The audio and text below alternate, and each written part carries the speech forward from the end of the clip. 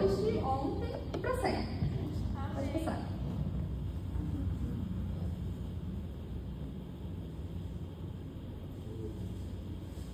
Dá para ler? Dá.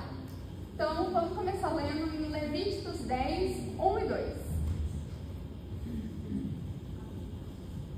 Nadab e Abiú, filhos de Arão, pegaram cada um o seu incensário. Os pais acenderam fogo, acrescentaram incenso e trouxeram fogo profano perante o Senhor, sem que tivesse sido autorizados. Então saiu o fogo da presença do Senhor e os consumiu. Morreram perante o Senhor. Pode falar. Próximo, vamos ler Mateus, agora 18, 21 e o 22. Me controle lá, você quer que tenha para você? Quero.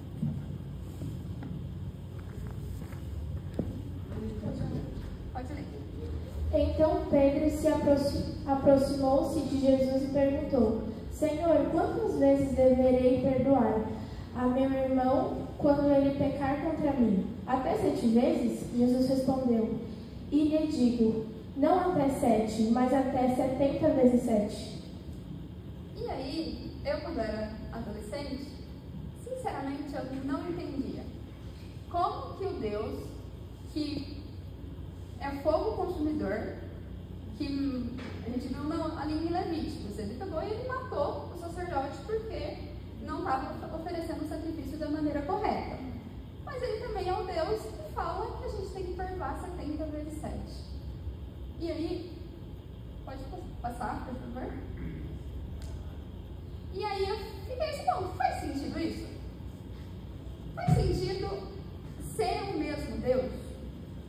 E aí é um pouquinho sobre isso que eu quero falar, um pouquinho do que eu sinceramente demorei alguns aninhos para entender e talvez algumas pessoas não entendam tão bem. Oi?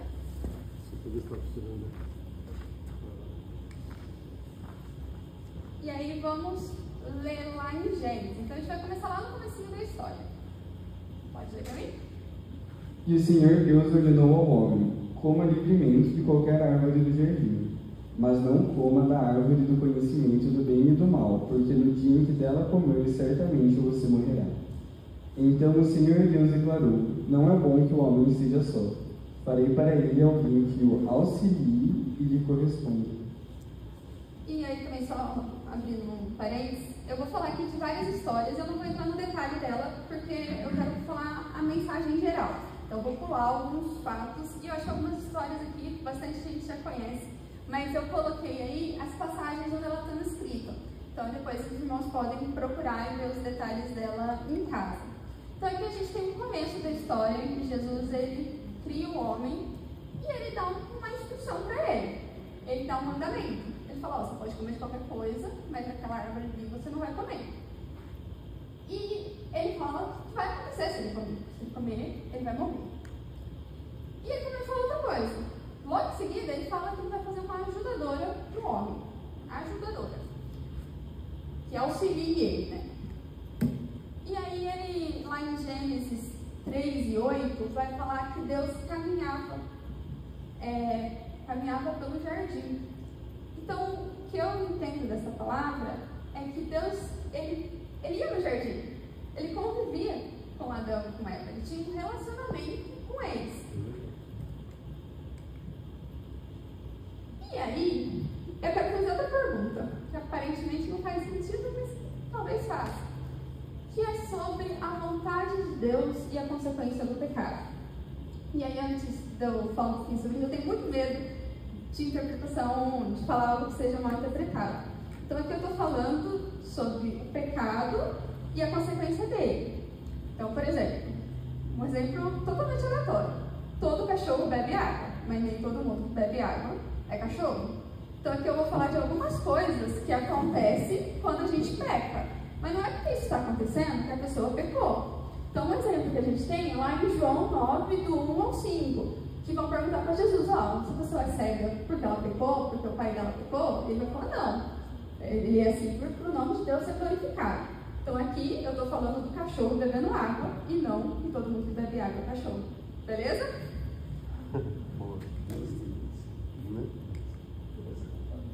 Aí vamos lá, vamos ler agora Gênesis 3, do 15 a 16. E porém inimizade entre ti e a mulher, e entre a tua semente e a sua semente. Esta te ferirá a cabeça, e tu lhe ferirás o calcanhar. E a mulher disse: multiplicarei grandemente a tua dor e a tua conceição. Com dor darás à luz filhos, e o teu desejo será para o teu marido, e ele te dominará. Então, vocês conhecem a história. Ele falou para não comer, o homem comeu, e aí vem a consequência, que é a morte. E aí, nesse caso, não é uma morte literal, é uma morte espiritual, é uma morte do relacionamento que Deus queria ter com o homem. E aí eu quero falar um pouquinho sobre essa questão de ser a vontade de Deus e ser consequência. E aqui eu nunca ouvi ninguém falar isso, a gente está falando besteira, depois ser corrige.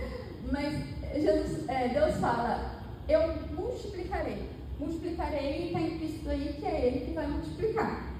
Mas no fim ele fala que o homem te dominará. Ele não está falando que é para o homem dominar, ele não está falando que a mulher é para ser diferente do homem. Então, uma das perguntas que eu me fazia na adolescência é: será que Deus vê o homem e a mulher diferente? Será que o desejo que ele vê a mulher de maneira inferior?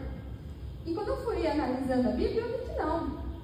Que, como consequência do pecado, acabou que muitas vezes a mulher teve um lugar inferior na sociedade. Mas essa não era a vontade de Deus.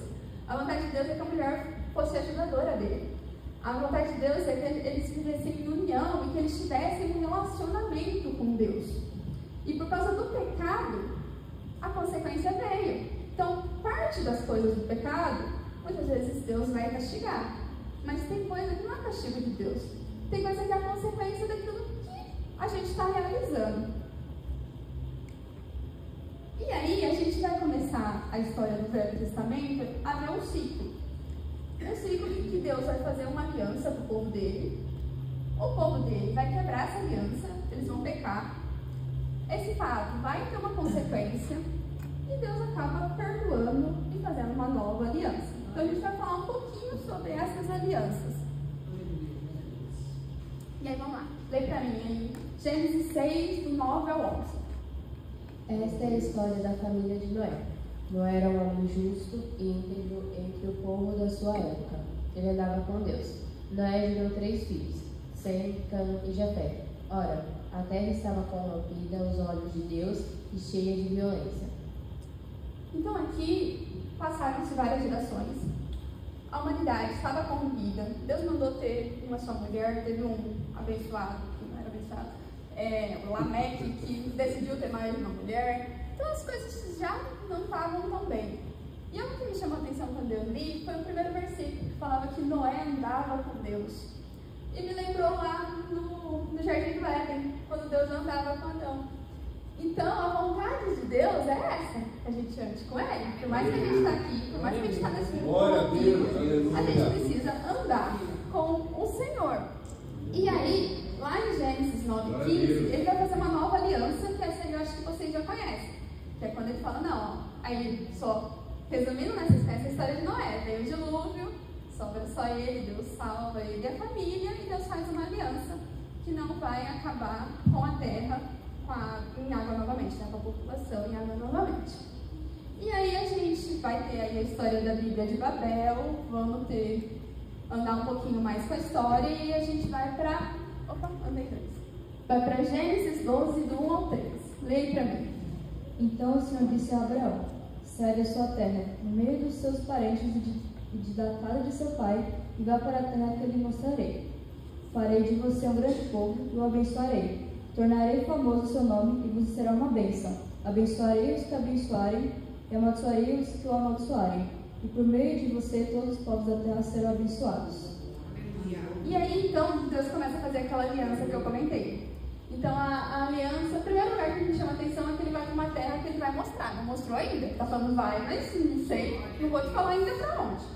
E ele promete bênção, ele promete amaldiçoar aqueles que amaldiçoarem o povo dele, e fala que a descendência de Abraão vai vir todos os povos da terra serão abençoados. Então aí a gente começa a ver aquela aliança que eu tinha comentado. E essa aliança continua. Lá em Gênesis 17, Deus vai... desconfigurou ali, mas Deus vai dar uma promessa que o povo de Abraão vai... de Abraão vai vir um povo, vai dar para ele um povo, uma terra, e vai dar bênçãos, não... No versículo anterior ele falou de bênçãos para Abraão, mas agora ele fala de bênçãos para a mulher e para Isaac, que nem existe ainda. Então já está prometendo para ele. Só que, junto com a aliança, vem um mandamento. E nesse caso, são dois. Lá no primeiro versículo, ele pede para Abraão integridade e obediência. E depois, lá no versículo... Não dá para ler, mas ele vai... É o versículo 10, ele vai falar sobre a circuncisão. E aí a gente vai falar um pouquinho mais pra frente, mas Deus sempre ele vai pedir coisas parecidas e a gente vai começar a ver o padrão desses pedidos.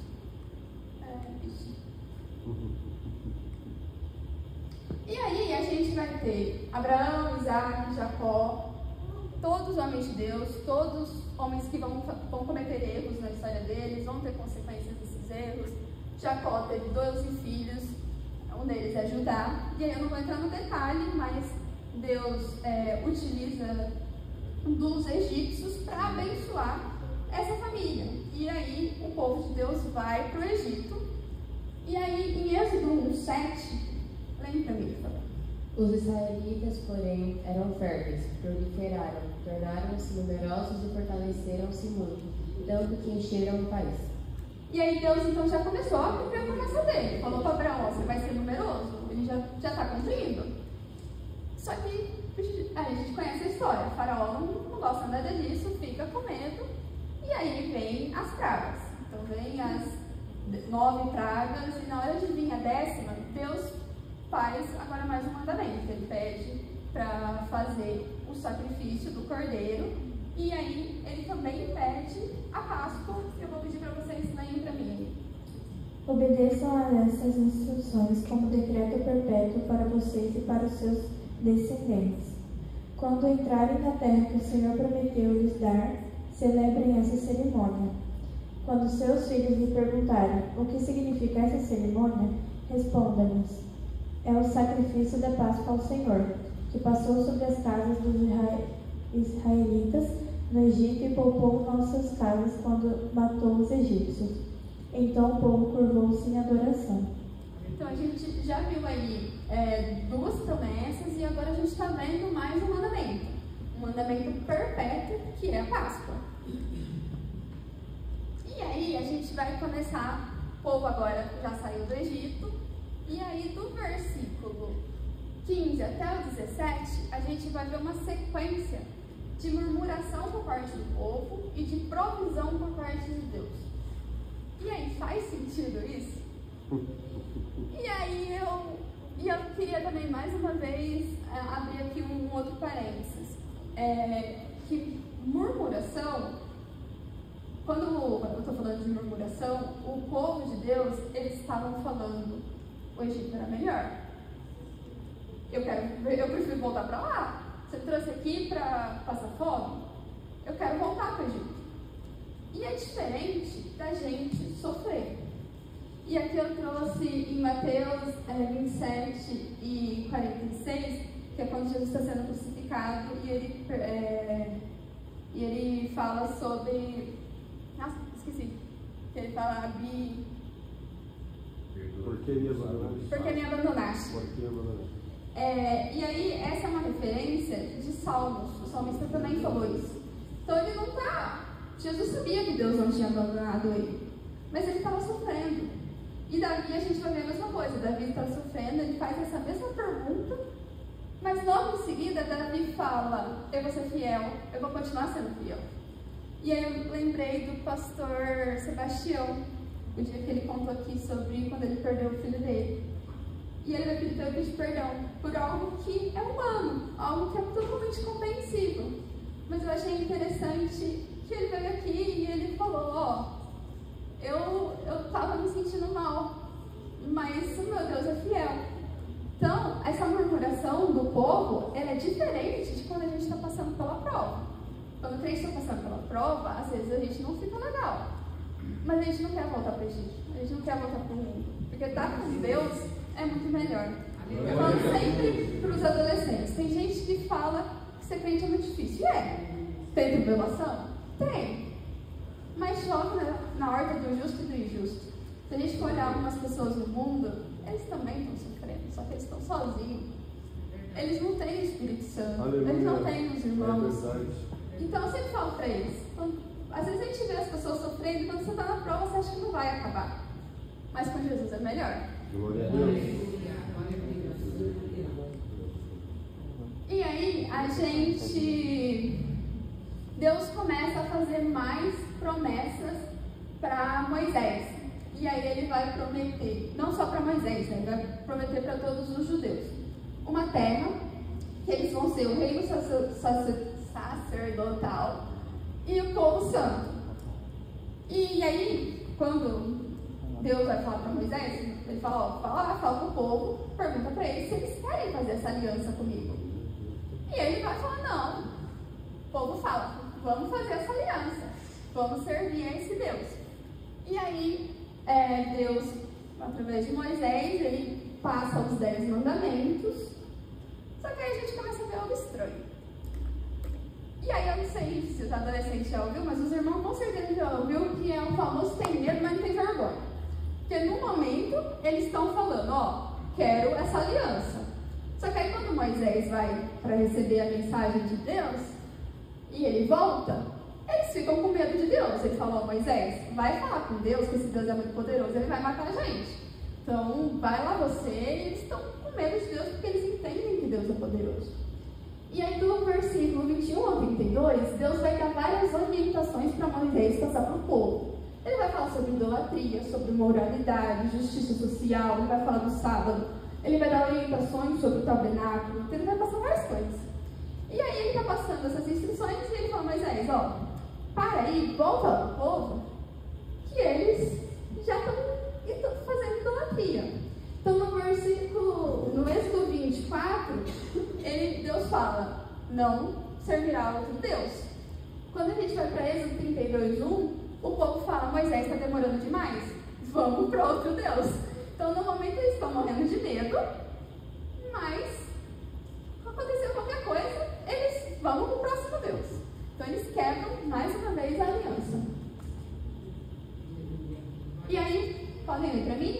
Uma pessoa pode ver os dois, por favor.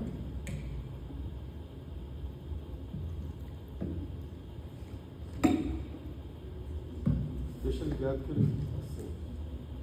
Pode deixar ele sempre ligado. Som. Disse mais, Êxodo 32:10. Disse mais o Senhor a Moisés: tenho visto este povo, e eis que é povo de dura serviço. Agora, pois, deixa-me para que o meu furor se acenda contra ele e o consuma, e eu farei de ti uma grande nação. Lembra-te de Abraão, de Isaque e de Israel, os teus servos, aos quais por ti mesmo tens jurado, e lhes disseste: multiplicarei a vossa descendência como as estrelas dos céus, e darei à vossa descendência toda esta terra de que tenho falado, para que a possuam por herança eternamente. Então aí a gente vê primeiro Deus furioso, porque Deus é santo, e Deus não gosta do pecado.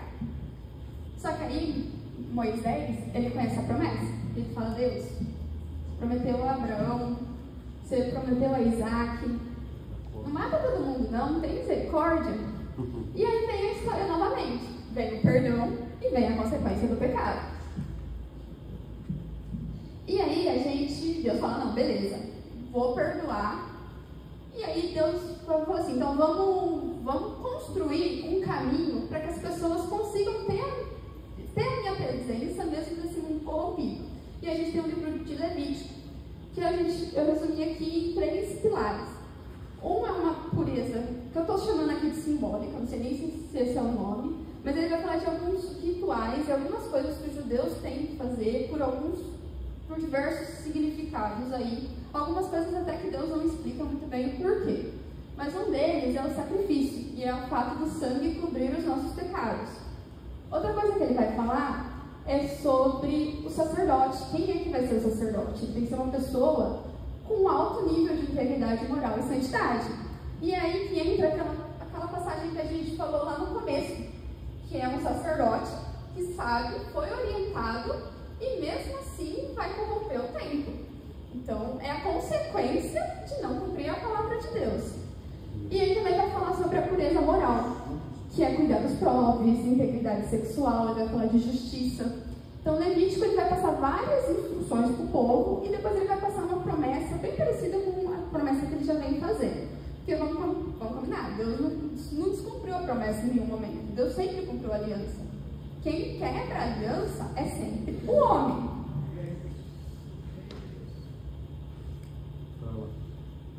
Desculpa. Mas aí a gente começa a ver, e a gente vai ver isso em vários pontos da Bíblia, que o povo ele começa a achar que as leis de Deus é um menu. Você pode escolher qual que você vai servir e qual você não vai. Então, o sábado eu vou obedecer quando me convém. A justiça social não, né? Meu irmão está devendo para mim, por mais que eu não precise do dinheiro e ele vai ter que virar escravo para me pagar, eu vou cobrar ele mesmo assim. Sacrifício? Não, sacrifício eu vou fazer, mas eu vou fazer no meio de todo mundo. Quero que todo mundo veja que eu estou fazendo sacrifício. Desculpa, irmãos. Entendeu?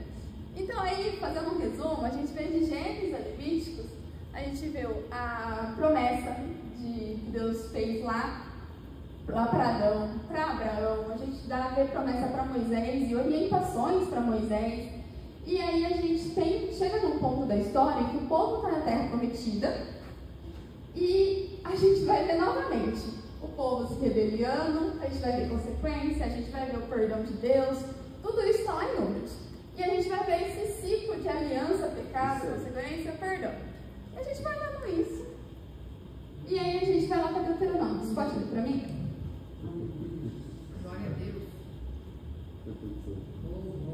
Deuteronômio 6, versículo 4 ao 5. Ouve, Israel, o Senhor nosso Deus, é o único Senhor. Amarás, pois, o Senhor teu Deus de todo o teu coração, de toda a tua alma e de todas as tuas forças. Então aí a gente continua vendo que Deus quer um relacionamento com o homem. Ele quer fazer parte. E para você ter um relacionamento com Deus, você precisa buscar santidade, você precisa seguir as orientações dele. Então, o resumo de Deuteronômios é que Deus vai dar novas leis, ele vai reforçar algumas leis antigas, e a gente continua vendo algumas coisas comuns, tipo idolatria, justiça social. Toda vez que ele vai dar instrução, ele vai falar sobre esses temas. Vai pra lá. Aí. E aí Deus, mais uma vez, lá em Deuteronômios, vai fazer uma promessa e vai dar mais leis para Moisés. Então ele vai prometer terra, abundância e maldição para inimigos. Aquela mesma coisa que foi para Abraão. Aquele que tinha amaldiçoar, eu vou amaldiçoar. Então ele vai mostrar isso. E a gente já viu o que aconteceu com os egípcios que tentaram amaldiçoar o povo de Deus. Então Deus está sempre cumprindo a promessa dele. E aí, aqui eu vou dar um pulo gigantesco, porque a gente tem juízes, a gente tem profetas, os profetas e os adolescentes estão, acho que até um pouco cansados, porque a gente está a EBD inteira falando de profeta.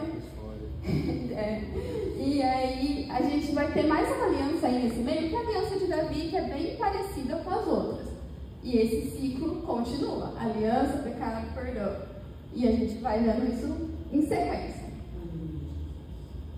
Mas aí eu comecei com uma pergunta, e parece que está mais difícil responder. Porque por enquanto a gente está vendo só guerra. A verdade é, nessa parte da Bíblia a gente vê mais guerra do que qualquer outra coisa. E aí eu vou pedir para vocês lerem Jeremias.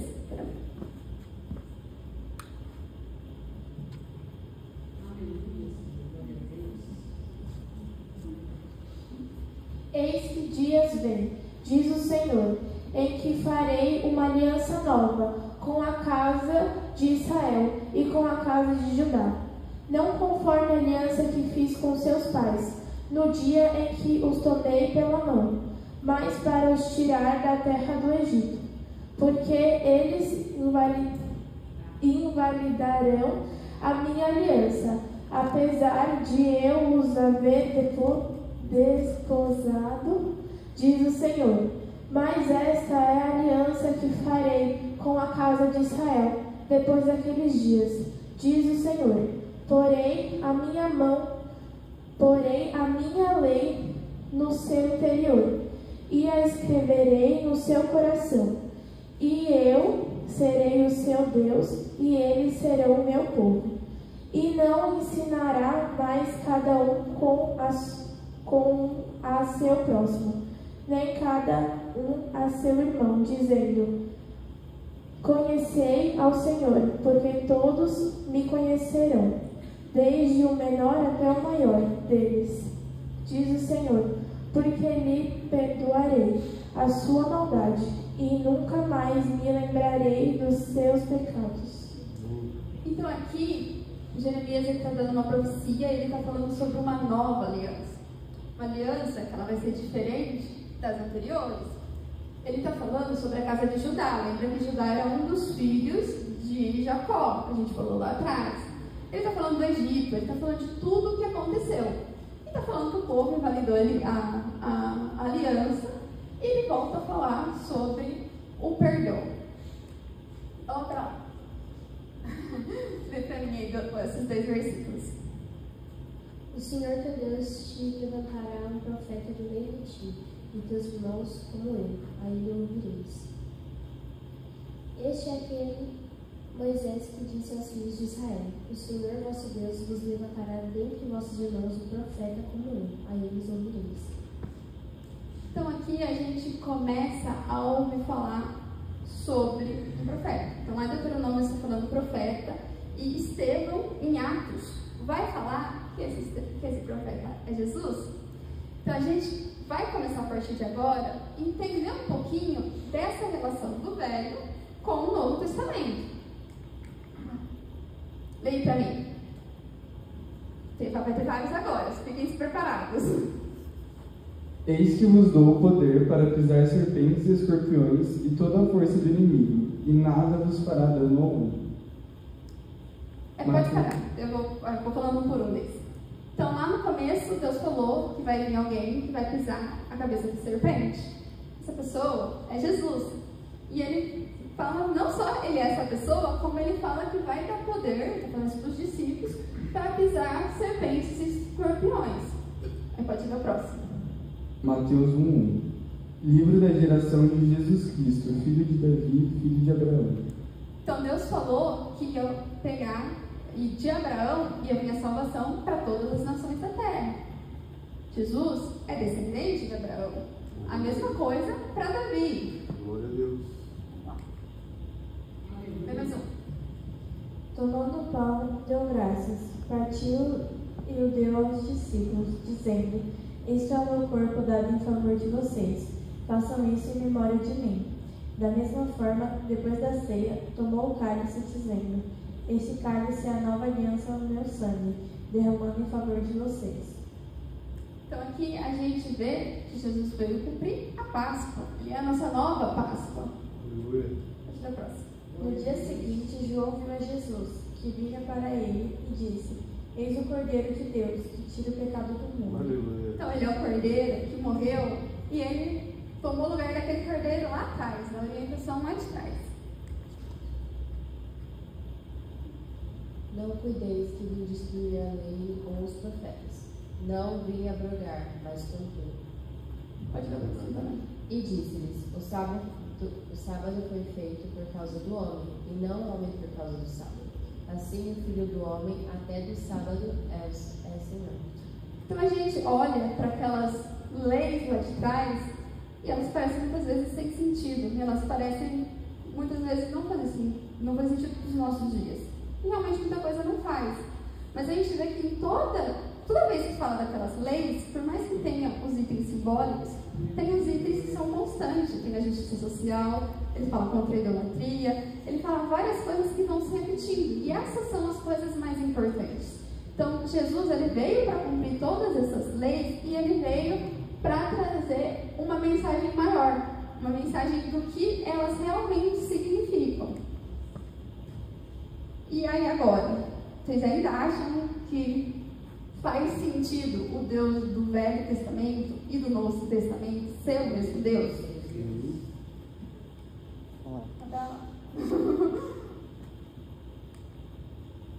Leia para mim mais esses 2 versículos.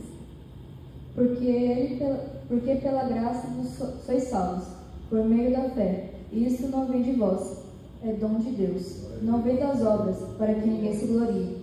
Assim também a fé, se não tiver as obras, é morta em si mesma. E aí eu falo para os adolescentes que o segredo da Bíblia é o equilíbrio. É o equilíbrio dado alguns contextos, claro. Mas aqui em um lugar a gente fala que é a graça que salva e não a fé. No outro a gente fala, se eu só tiver fé, se eu tiver fé eu vou ter obra. Então a gente começa a ver que, e aí vamos para o próximo, que a Bíblia faz sentido. Só que para ela fazer sentido, você precisa ter o todo. E você precisa praticar o todo. Também não adianta só você conhecer o todo se você não praticar. A gente vê que o desejo de Deus, ele é sempre o mesmo. Ele quer ter um relacionamento com o seu povo, ele quer liberdade e ele quer união.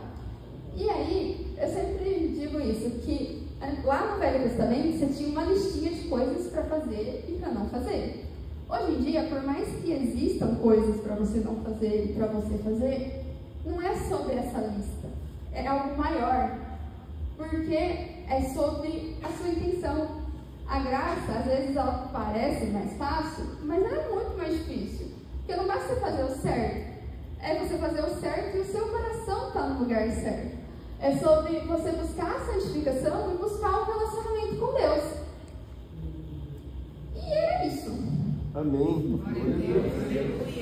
Aleluia. Glória a Jesus. Aleluia. Irmãos, primeira vez pregando com tanto detalhe e coerência assim, é Jesus na vida.